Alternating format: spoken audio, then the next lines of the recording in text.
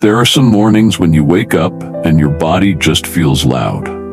Your joints ache a little more than usual, your face looks puffier in the mirror, your stomach feels tender even before you eat.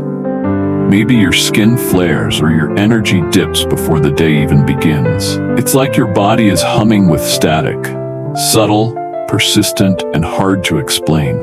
You can't quite point to a single cause. You just know that something inside you is irritated. And for a long time, I thought that was just life. Getting older, being stressed, not sleeping enough. But then I started learning about inflammation. And suddenly, the static had a name. Inflammation isn't always dramatic. It doesn't always come with fever or swelling or pain you can point to. Sometimes it's quiet, chronic, lingering just under the surface. It shows up as brain fog, bloating, low mood, restless sleep, and a body that never feels fully rested, even after 8 hours in bed. And while inflammation is a natural part of the body's healing process, when it stays turned on too long, it starts doing more harm than good. That's what was happening to me. I wasn't sick, but I wasn't well either. I was in that gray zone where your body starts to whisper, hoping you'll listen, before it has to start shouting. And what I've learned since then is this: food doesn't just feed inflammation, it can also calm it. It can soothe your system, lower that hum of irritation, and bring your body back to a place of quiet. But it's not about chasing superfoods or cutting everything out. It's about learning to eat in a way that supports your body's natural balance. In this episode, I want to take you through a full day of meals designed not just to fight inflammation, but to prevent it from taking over in the first place. Meals that are warm, rich in color and texture, built from ingredients that nourish you at the cellular level, but still feel like something you'd crave on a rainy afternoon. I start my day with something warm and grounding. No cold smoothies or raw foods right after waking. My body needs ease, so I make a bowl of warm steel-cut oats, slow-cooked with almond milk, turmeric, a pinch of black pepper, and cinnamon. I stir in flax seeds and chia for fiber and omega-3s. I top it with a few walnuts, slices of pear, and a drizzle of local honey. Every single ingredient in this bowl does something. The oats are gentle and soothing to the gut.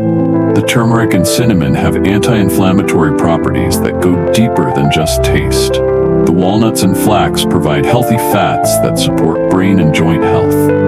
And the warmth of the bowl slows me down, invites me to be present, regulates my nervous system before I even open my inbox. This is breakfast not just as fuel, but as medicine. Mid-morning, if I feel hungry again, I keep it simple.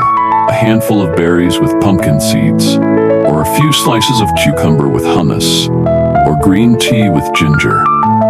I've found that inflammation feeds off blood sugar spikes and long gaps between nourishment. So I give my body what it needs before the craving turns into anxiety.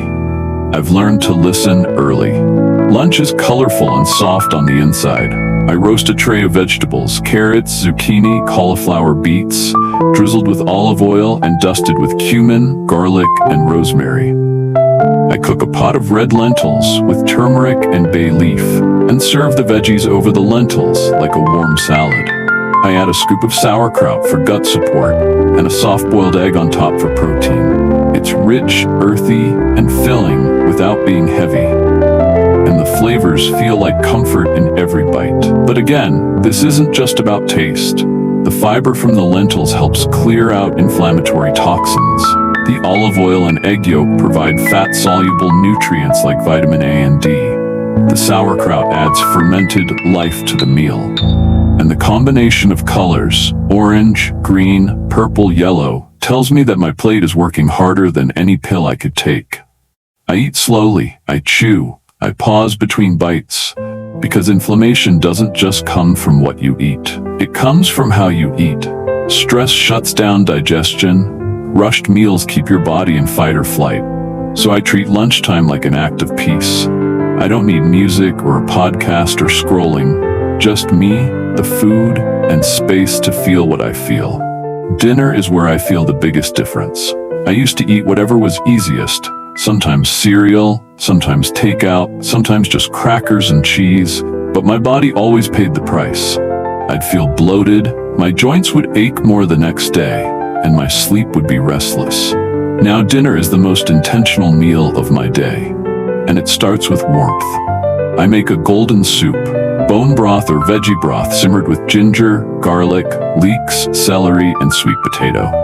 I blend half of it so it's creamy and leave the other half chunky for texture. I stir in cooked quinoa or wild rice and finish it with a swirl of olive oil and chopped parsley. On the side, I have a few roasted Brussels sprouts tossed in balsamic and black pepper, and maybe a slice of sourdough if I'm still hungry. There's something about eating a meal like this, simple, slow, deeply nourishing, that reminds my body it can exhale, that the danger is over, that rest is safe. If I want something sweet after dinner, I go for baked apples with cinnamon and walnuts, or a couple of dates with almond butter, or just a small cup of chamomile tea with honey. The point isn't to be strict. The point is to offer your body options that don't stir up more inflammation, more chaos, more confusion. And the more I eat this way, the more I crave this way, because the feedback loop of inflammation is powerful, but so is the feedback loop of calm. When you start giving your body what truly supports it, nutrients, rhythm, presence, it starts showing up for you in return. With steadier energy, clearer skin, calmer digestion, better sleep, less pain, more ease. And maybe the most important thing I've learned is this: calming inflammation isn't just about removing irritants. It's about adding in what heals. The spices, the herbs, the fiber, the warmth, the stillness. It's about making meals that feel like care, not just calories. It's about remembering that your body isn't trying to make your life harder. It's trying to communicate. And when you give it what it needs, it starts to whisper again instead of scream. So if you're living with that low-level hum of inflammation, the fog, the fatigue, the frustration, try changing how you eat for just one day. One breakfast, one lunch, one dinner. See what happens when your food becomes a balm, not a battle. See what shifts when you stop fighting your body and start feeding it. If you want a guide to help you get started, I've created a free anti-inflammatory meal plan with the exact recipes I mentioned in this episode. Simple, seasonal, and built for healing. You can find it in the description or comment Quiet Body and I'll send it to you directly. In our next episode, we're going to explore what happens when food becomes tangled with emotion, identity, and control. How to break free from toxic food rules and come back to your own wisdom. Until then, eat gently, live slowly, and trust that healing often starts with something as simple as a warm bowl of soup. For a long time, I thought being healthy meant following food rules. No carbs after 6, no sugar, ever. Always eat clean. Count your calories. Avoid this. Fear that. And on the surface, it looked like discipline, like I was in control. But under the surface, it was exhausting. I was constantly thinking about food, what I just ate, what I shouldn't have eaten, what I would eat next. My mind was full of math and guilt and judgment. And it didn't matter how clean my meals were. I was never at peace because the rules were loud, and my body's voice, it got quieter and quieter until I couldn't hear it anymore. I didn't realize how deep those rules had gotten until I tried breaking them. The first time I ate pasta without guilt. The first time I had dessert and didn't make up for it the next day. The first time I skipped a workout and didn't punish myself with salad. It felt rebellious, scary, like I was doing something wrong. Because for years, I had equated restriction with morality. The fewer the calories, the better the person.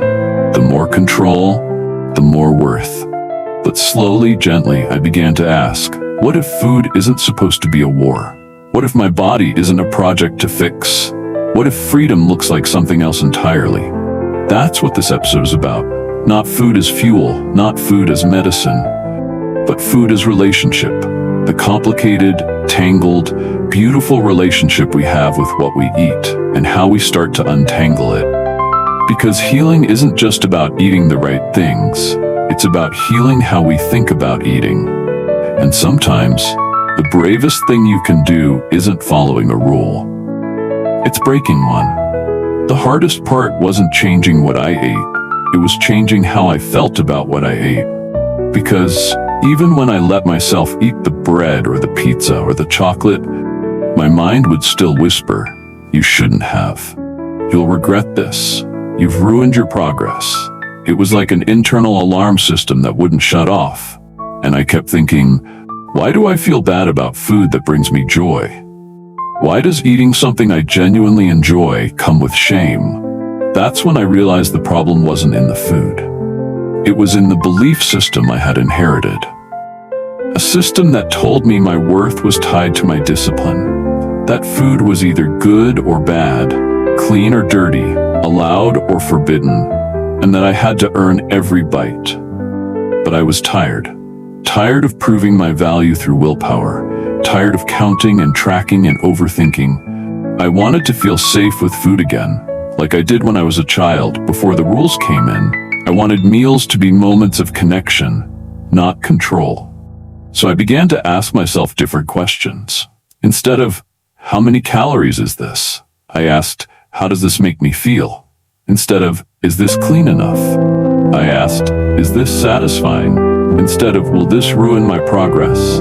I asked, does this nourish my body and my soul? And slowly things began to shift. Not all at once, not perfectly. But I started noticing the difference between eating from fear and eating from trust. Between shrinking myself and sustaining myself. Between obeying a rule and honoring my needs. Lunch became less about what I thought I should eat and more about what would actually carry me through the afternoon. Sometimes that was a grain bowl with lentils and roasted veggies. Sometimes it was a sandwich with sourdough, turkey, avocado, and a big handful of chips on the side. And I let both be okay. I stopped moralizing food. I started seeing it as texture, flavor, comfort, stability. A way to support my body, not punish it. A way to celebrate life, not control it. Dinner became my favorite place to practice freedom. Not because I always made the healthiest choice, but because I stopped obsessing over whether the choice was perfect. I made meals that were warm, grounding, and enough. Sometimes that meant lentil soup with sourdough and olive oil. Sometimes it meant a bowl of pasta with greens and grilled chicken. Sometimes it meant ordering takeout and eating it slowly, gratefully, without telling myself I had failed. I learned to listen, not to a rule book, but to my own rhythms. Was I hungry? Did I want something warm or crunchy or fresh? Did I need comfort or energy or rest? And could I meet that need with kindness, not punishment? There were still moments where the old voice crept in. The one that said you've eaten too much, you'll lose control, you need to restrict tomorrow. But now, instead of believing that voice, I noticed it. I thanked it for trying to protect me, and I chose differently. I chose compassion. I chose curiosity. I chose balance. Because real food freedom isn't about eating everything all the time with no thought. It's about knowing you can eat anything and trusting yourself to choose what actually supports you. It's about being able to eat a kale salad or a slice of cake with the same amount of peace. It's about not letting food make you feel like a failure or a success. Just a human being, trying, learning, living. And when I started eating from that place, everything changed. My digestion improved, my energy stabilized, my mental chatter quieted, and my joy around food came back. I stopped swinging between extremes. I stopped needing a reset every Monday. I stopped chasing the next rule or fix or plan. Because I finally understood that food is not a test. It's a relationship. And like all relationships, it gets stronger when you show up with honesty, grace, and trust. So, if you're feeling stuck in the food rules, I want to invite you to pause, to breathe, to ask yourself, what if I already know what to eat? What if my body remembers how to feel good, and I've just forgotten how to listen? If you'd like a gentle place to begin, I've created a free food freedom starter guide. It includes the questions that help me break my own food rules, plus a few meals that supported me while I rebuilt trust with my body. You can find the link in the description, or just comment freedom and I'll send it your way. Thank you for joining me in this conversation. In our next episode, we'll talk about what it means to build a high-protein and fiber-rich plate that actually feels like comfort food. No guilt, no rules, just real nourishment that tastes like home. Until then, eat with presence, live with softness, and remember, your worth was never measured by what's on your plate. There's something about comfort food that speaks directly to the soul. It's not just the taste, it's the feeling. A bowl of something warm that smells like your childhood. A dish your grandmother made on rainy days. The first bite of something creamy or cheesy or slow-cooked that makes your shoulders drop and your jaw unclench. Comfort food is powerful because it connects us to memory, to home, to love. But for a long time, I thought comfort food and healthy food couldn't exist in the same bowl. I thought I had to choose between feeling good emotionally or feeling good physically, between taste and nourishment, between my cravings and my goals. But that belief kept me stuck. It made me resent healthy eating. It made me feel like choosing vegetables meant saying no to joy. And it made me chase comfort in secret. Late night snacks, quick fixes, emotional binges. What I didn't realize was that the problem wasn't the food. It was the lack of soul, the lack of warmth, the lack of grounding in the way I had been taught to eat clean. Because healing doesn't happen through blandness, it happens through presence, through flavor, through meals that actually feel like home. So in this episode, we're going to reimagine comfort food. Not as something we run to when we've given up, but as something we choose when we want to come home to ourselves. We're going to talk about meals that are rich in protein and fiber, yes, but also rich in feeling, in color, in tradition, in soul. Because when we stop trying to make food perfect and start making it personal, everything changes.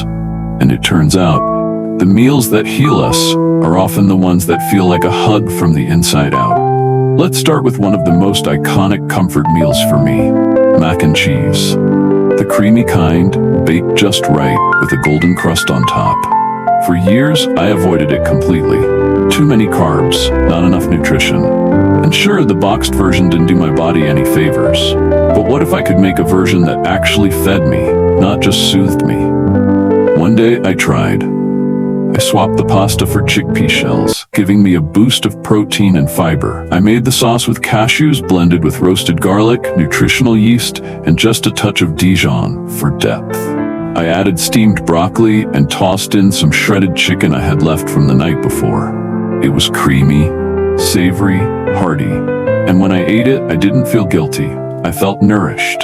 I felt satisfied, and most of all, I felt seen. Like I had made something my inner child and my adult body could both say yes to. Another one? Chili. Growing up, it was one of the meals my mom made on Sundays.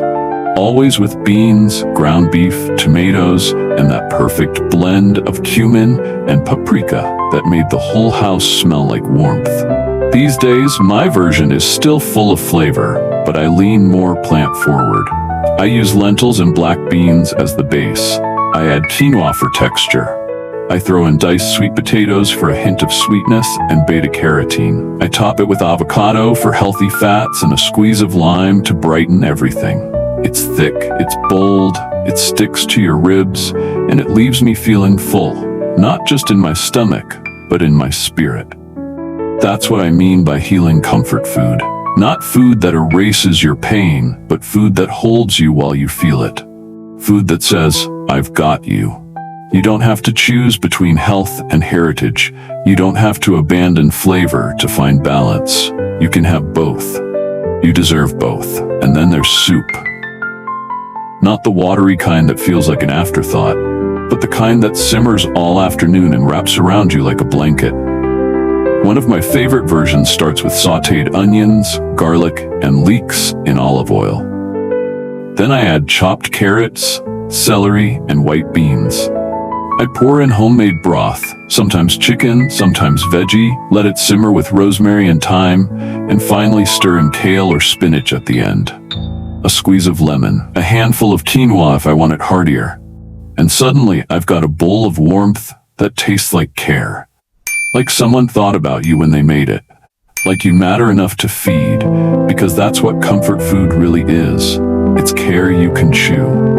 And when we take the time to build it with ingredients that serve our bodies, not just our cravings, it becomes something sacred, not a cheat meal, not a guilty pleasure, just food, just comfort, redefined. And here's the truth. Your body doesn't want you to suffer. It doesn't want bland or boring or perfectly portioned all the time. It wants to feel safe, steady, supported. And sometimes that support comes in the form of a warm slice of banana bread made with oat flour and flax, served with almond butter and a side of stillness. Sometimes it looks like Sunday meatballs made with turkey, oats, fresh herbs, and simmered in tomato sauce over lentil pasta. Sometimes it's a tray of roasted carrots with miso glaze and crispy chickpeas, eaten with your fingers while standing at the counter. The form doesn't matter, the feeling does. Comfort, stability, wholeness. So if you've been trying to heal your gut or eat more protein or add fiber without losing joy, I want you to know this is possible. Not just possible, it's beautiful. You don't need to erase your comfort foods. You get to rebuild them, reinvent them, reclaim them. You get to create meals that heal you and feel like home. Because healing isn't just physical, it's emotional, it's cultural, it's sensory. And when your meals begin to reflect all of who you are, not just your goals, but your history, your cravings, your softness, that's when food becomes more than fuel. It becomes a return. If you'd like to try some of the meals I mentioned today, I've put together a free recipe pack called Comfort That Heals. It includes cozy, protein-rich, fiber-filled meals that taste like comfort and work like medicine. You can find the link in the description or just comment Soul Food and I'll send it to you directly. Thank you for being here and for letting your food story evolve. In our next episode, we'll explore what it looks like to eat with your nervous system in mind. How protein, fiber, and real food help you move through anxiety, stress, and overstimulation in a world that rarely slows down. Until then, eat with memory, cook with heart, and trust that comfort isn't the enemy, it's the invitation.